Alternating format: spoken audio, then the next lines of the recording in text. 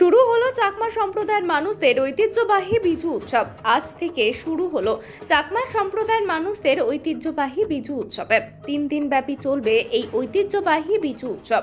চাকমা সম্প্রদায়ের মানুষরা বিজু উৎসবের মাধ্যমে বাংলার নববর্ষকে স্বাগত জানায়। আজ ছিল ফুল বিজু। ফুল বিজু মানে চাকমা সম্প্রদায়ের মানুষরা সকাল সকাল ফুল কুড়িয়ে গঙ্গার ঘাটে গিয়ে অর্পণ করেন।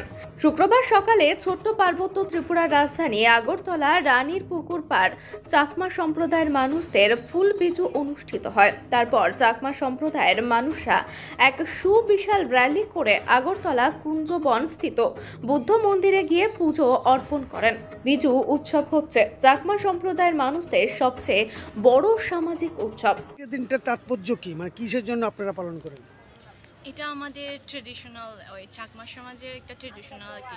বিজুর প্রথম দিনকে বলা হয় ফুল বিজু।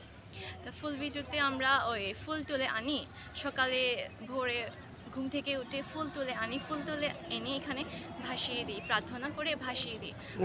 গঙ্গা মাকে অর্পণ করেন। হ্যাঁ হ্যাঁ।